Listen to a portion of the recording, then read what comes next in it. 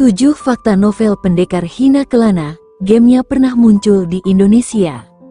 Judul asli novel ini adalah Xiao Ou Jianghu, yang melambangkan kebebasan di tengah konflik dan pengkhianatan. Tokoh utama Ling Hu Chong adalah seorang pendekar pedang yang menghadapi konflik dengan gurunya dan menemukan teknik pedang legendaris. Kisah ini menyoroti persahabatan, cinta, tipu daya, dan pengkhianatan di dunia persilatan yang kompleks.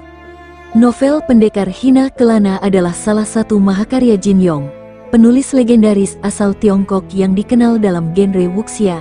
Kisah ini mengangkat petualangan seorang pendekar yang mencari kebebasan sejati di tengah intrik dunia persilatan. Novel ini telah diadaptasi ke berbagai media, termasuk film, serial televisi, dan game. Penasaran dengan novel pendekar Hina Kelana? Simak fakta-faktanya di bawah ini. 1. Makna di balik judul. Judul asli novel ini dalam bahasa Mandarin adalah Xiao Ou Jianghu. Xiao Ou Jianghu, yang secara harfiah berarti tertawa di dunia persilatan. Judul ini melambangkan kebebasan sejati di tengah konflik, intrik, dan pengkhianatan yang merajalela di dunia pendekar. Dalam cerita, Xiao Ou Jianghu bukan hanya sekadar judul, tetapi juga nama sebuah karya musik yang digubah bersama oleh dua pendekar dari kubu yang berlawanan, Liu Zhengfeng dan Ku Yang. Liu Zhengfeng berasal dari perguruan Gunung Hang Selatan, yang dikenal sebagai bagian dari aliran lurus dan terhormat. Sementara itu, Ku Yang merupakan anggota sekte suci matahari bulan, yang dicap sebagai sekte sesat. Pada hari Liu Zhengfeng menggelar upacara pensiunnya dari dunia persilatan, ia dituduh berkhianat terhadap aliansi aliran lurus karena berteman dengan Ku Yang. Kemudian terpojok, Liu Zhengfeng dan Ku Yang akhirnya memilih bunuh diri. Namun, sebelum ajal menjemput, keduanya sempat menyerahkan partitur Xiao Ou Jianghu kepada Ling Hu Chong. 2. Tokoh utama pendekar Hina Kelana adalah Ling Hu Chong, murid dari Yue Bukun, pemimpin aliran Huasan di masa itu. Ling Hu Chong dikenal sebagai seorang pendekar pedang yang periang namun berhati mulia, dengan kegemaran khasnya menikmati minuman beralkohol. Perkembangan kekuatannya dimulai ketika ia diasingkan dari Huasan, setelah dicurigai berasosiasi dengan Tian Bo Guang, seorang bandit ternama. Selama pengasingan itu, Ling Hu Chong menemukan ukiran teknik pedang di dalam sebuah gua dan tanpa sengaja mempelajarinya. Kemampuannya semakin diasah ketika ia bertemu Feng Qingyang, seorang ahli pedang legendaris yang mengajarinya 9 pedang dugu. Namun, alih-alih dihargai, kemajuan pesat yang diperoleh Ling Hu Chong justru memicu kecemburuan dan kecurigaan dari Yue Bukun yang ambisius. Ketegangan ini menjadi benih konflik yang terus membayangi perjalanan hidup Ling Hu Chong. 3. Sinopsis pendekar Hina Kelana. Kisah ini menyoroti persahabatan dan cinta, tipu daya dan pengkhianatan, ambisi serta nafsu kekuasaan yang menguasai dunia persilatan. Di tengah semua itu berdiri Ling Hu Chong, seorang yatim piatu yang menjadi murid senior Yue Bukun, pemimpin aliran Huasan, sekaligus tokoh utama cerita ini.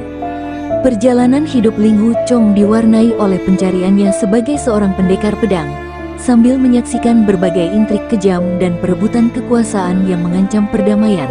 Seiring waktu, ia tidak hanya mengasah kemampuan bertarungnya, tetapi juga menghadapi dilema moral yang menguji kesetiaan, prinsip, dan hatinya sendiri.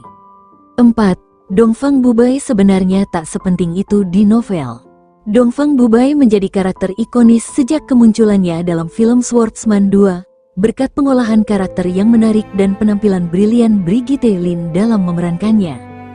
Padahal, dalam novel aslinya, sosok Dongfang Bubai hanya muncul sebentar dan berakhir dibunuh oleh Ren Wuxing. Namun, popularitas versi Brigitte Lin membuat adaptasi pendekar Hina Kelana selanjutnya, termasuk Invincible Swordsman, memberikan karakter ini lebih banyak sorotan dan pengembangan. 5. Menunjukkan bahwa aliran yang dianggap lurus bisa bermasalah. Novel ini menunjukkan bahwa aliran yang dianggap lurus dan benar pun tidak selalu tanpa celah. Kesombongan mereka dalam menganggap diri sebagai pembela kebenaran seringkali justru melahirkan ketidakadilan. Contohnya, Ling Hu Chong dihukum hanya karena dianggap berasosiasi dengan Tian Bo Guang, karena anggota Huasan dilarang terlibat dengan sosok kriminal atau dari sekte sesat.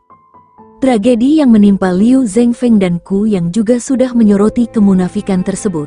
Meski persahabatan mereka murni terjalin dari kecintaan yang sama terhadap musik, mereka tetap diburu oleh para pendekar aliran lurus hingga terpojok dan memilih mengakhiri hidup mereka bersama. Padahal tokoh-tokoh dari aliran lurus seringkali terungkap sebagai sosok yang penuh ambisi dan tipu daya. Zuo Lengcan selaku pemimpin aliansi 5 sekte pedang terasa sebagai salah satu antagonis utama. Yue Bukun, yang awalnya dihormati oleh Ling Hu Chong sebagai seorang guru, ternyata memiliki ambisi yang kelak menjadi ancaman serius bagi muridnya sendiri. Aliansi 5 sekte pedang yang seharusnya menjadi kekuatan lurus pun didominasi oleh pihak-pihak munafik. Namun, di tengah kebusukan tersebut, masih ada aliran yang setidaknya masih terasa relatif baik, apalagi jika dibandingkan kondisi aliansi 5 sekte pedang, yaitu Wudang dan Shaolin. 6. Intrik dan pengkhianatan.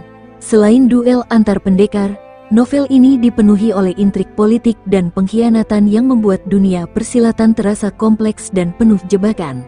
Tokoh-tokoh seperti Zuo Lengcan dan Yue Bukun menjadi bukti bahwa tidak semua yang berasal dari aliran lurus benar-benar menjunjung kebenaran. Ambisi dan keinginan untuk menguasai dunia persilatan membuat mereka rela mengorbankan prinsip dan kehormatan. Di sisi lain, Ren Wuxing dari Sekte Suci Matahari Bulan juga punya ambisi yang sangat terasa setelah para aliran lurus bermasalah diatasi. Untungnya dia mati dengan anti klimaks di novel. Perjalanan Ling Hu Chong sebagai protagonis pun tidak pernah benar-benar mulus. Langkahnya terus dibayangi oleh tipu daya, kesalahpahaman, dan konflik yang datang dari berbagai arah, baik dari mereka yang disebut lurus maupun sesat. 7. Adaptasi ke film dan game. Pendekar Hina Kelana telah diadaptasi dalam berbagai bentuk, termasuk serial film Swordsman. Dalam dunia game, kisah ini diangkat dalam Swordsman Online, yang memungkinkan pemain menjelajahi dunia persilatan dan mempelajari teknik bertarung khas dari novel. Gamenya sendiri pernah masuk Indonesia dibawa oleh developer dan publisher Perfect World. Pendekar Hina Kelana tidak hanya menyajikan aksi, tetapi juga refleksi tentang kebebasan dan kesetiaan. Dengan konflik kompleks dan karakter mendalam, Pendekar Hina Kelana tetap menjadi salah satu karya wuxia paling berpengaruh sepanjang masa. Nah, itu fakta-fakta novel Pendekar Hina Kelana. Menurutmu gimana? Sampaikan di kolom komentar.